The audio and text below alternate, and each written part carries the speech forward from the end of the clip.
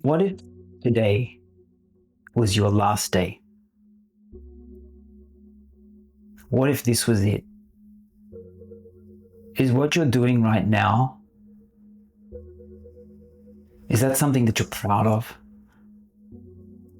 I know this is an uncomfortable thing to think about, and I went through most of my life not even stopping to consider this. What if this is it? What if I walk outside and something happens to me? I'm not getting any younger.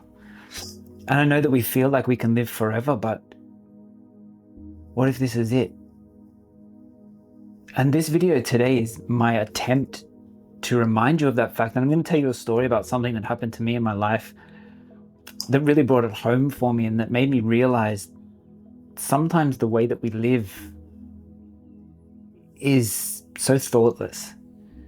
We don't stop to really consider what we're doing. And I know that we can't always be like super analytical about everything that we're doing, but I want you to just be a little bit more thoughtful, particularly around one thing. And I'll get to that in a minute, but I want to tell you a bit about this story first, about something that happened to me. Now, I'd moved into this new house and went in on the weekend and I set up my home office. It was a bit like this, it's not this place, but I set everything up and I had all the shelves set up and books and everything and lighting and I was good doing a lot of work from there. And Monday morning came around and I sat down at my laptop and I had a call with a client, and about 10 o'clock in the morning, I hear this sound. It was a helicopter and it was really, really loud, like almost shake the walls loud. And I thought, well, that's a bit weird, like that's a bit strange, but it went away. And then probably a few hours later, it happened again. This helicopter came in, it was really, really loud, and I thought, and it was obviously super low. I thought, that's really weird. Like, I knew there was a highway not too far away, and I thought maybe it's some traffic or police or something like that. Didn't think anything more of it. But then the next day, it happened a third time. And at that stage, I'm thinking, right, this is beyond weird. What's going on? So I went outside and I saw the helicopter flying off. And I realized that in the distance, not too far away and visible from where I was living, there was a hospital. Big hospital. And I realized that this wasn't an ordinary helicopter. It was an emergency medical transport helicopter, and it was shooting in super low and fast to probably drop off or pick up organs for transplant, or maybe passengers, but I don't think it took any patients. I think it was more for organ transplant. And that's what it was doing. So that's why it was low, that's why it was fast, that's why it was loud. It was doing some really important work. And when I walked back inside, the thought hit me that for some family out there, this was the worst day of their life. They just lost someone. But for another family out there, they were being given something that so very few of us ever get. They were being given a second chance. A second chance at life, quite literally. And I realized that so few of us will ever get that real, true second chance. One day for us, it will all just end. And some people might be aware or more aware of when the ending is. But for many of us, we may not. And as I went back to my desk and I looked at what I was doing, what I was worried about, what I was stressing over, I realized that those things that had been consuming so much of my energy and my health and weren't important. They didn't matter. And if you've seen some of my other videos, you would have seen me talking about this whole change that I've gone through in my life, where I thought I was doing everything I was supposed to be doing, but it was leaving me feeling empty. And when I was having these revelations was about the same time that this happened, this house move and seeing this helicopter.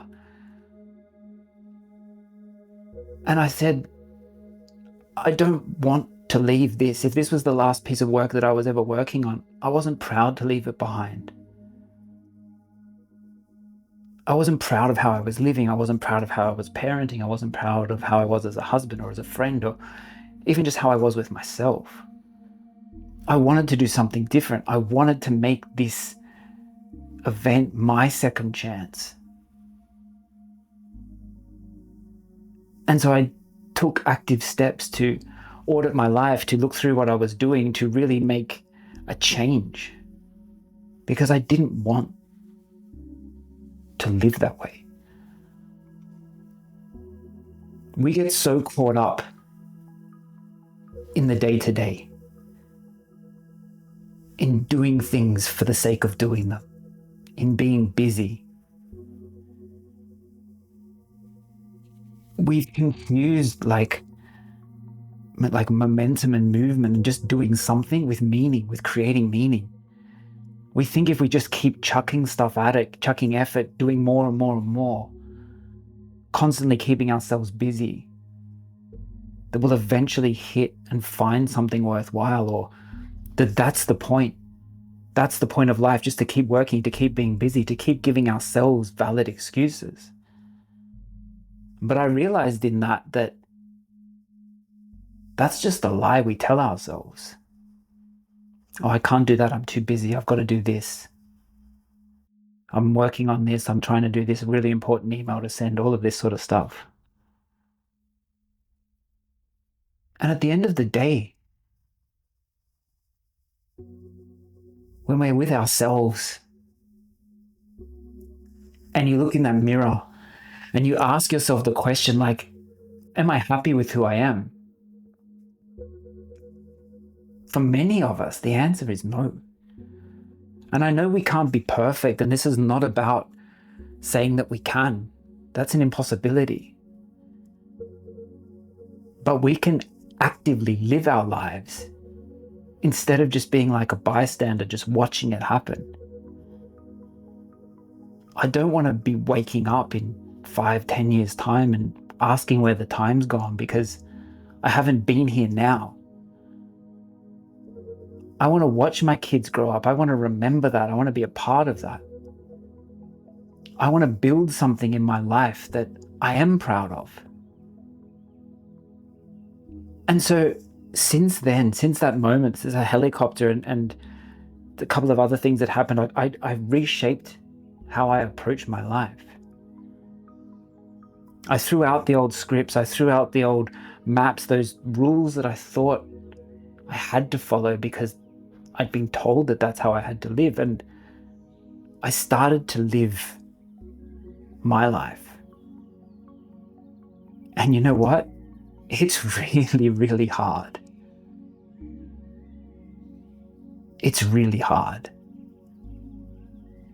So if you're going through this, I feel you. But just know that even just a small win, a small change, a small moment where you've been actively present in your life is something worth celebrating. For some of us, this journey of starting to redesign our life and being able to actively take a little bit more control of it will be relatively easy. For others, it's going to be really hard. But just know that if you make the decision, if you actively re-enter your life and live it, it will change you. It will change how you see the world. I can't say how, and I can't say how it will impact you directly, but I promise you it will change how you feel. Small things will start to mean things to you. You'll feel a little bit more content. Stuff starts to slow down. Because what we do is we sit back, almost like we're watching an avatar of ourselves live our life. And we're talking to it going, that's not exactly what I want, not exactly what I want. But we're too fearful to shout, no, stop. I'm stepping into the character now. I'm stepping into this role. But that's what we should do. It's why I talk about the importance of presence. We live in a world that's actively fighting against us in terms of making us present. It's too easy to disconnect. And our brain likes to take the path of least resistance, so it likes to disconnect. But that only hurts. The results are out there in terms of scientific studies around mental health challenges and struggles with stress and anxiety. They're there. In black and white, the evidence is there. Our disconnected, lack of presence lives is hurting us, and yet we continue to do it. And like I said, this change is not requiring a huge amount of new things from you. The number one and most important thing is taking this active decision to not be a bystander, not to just watch your life unfold, but to actively step into it. A vow that you make to yourself. And then from there, starting to put in place the systems and processes and techniques and whatever else you want to put in to help you to move towards the life that you want to live. So this video is about reminding you of this. But more importantly than that, it's trying to give you the courage to know that it's okay. Wherever you are right now, whatever you feel right now, if you feel like that's just not quite connecting, if you're just feeling that something's missing, know that that's okay. You're not broken. You're you. And we can start to reshape that. You can actually start to reshape that. You can create it because no one else can and no one else should. But know that it's okay to be where you are. That's your starting point. What's happened up until this point doesn't necessarily need to define you going forward. I know sometimes in society we may think it does and we feel like it's an anchor dragging us back. That's why I talk about actively re-entering your life. Make the decision to design the life that you want to live. See this video as your reminder, your helicopter, your second chance. It doesn't matter where you are. You can make this change. So thank you for taking the time today to watch this video and to listen to what I'm saying. I've been there. Several times in my life, I've been to places I don't ever want to return to. Dark places and places that were hard. But by taking active steps to re-enter my life, to listen when those second chances appear, to really take them, has helped me to move in a direction that I'm much more comfortable with. I now feel like I'm taking positive steps towards helping myself and helping others to do this same thing. So go out there and try something a bit different.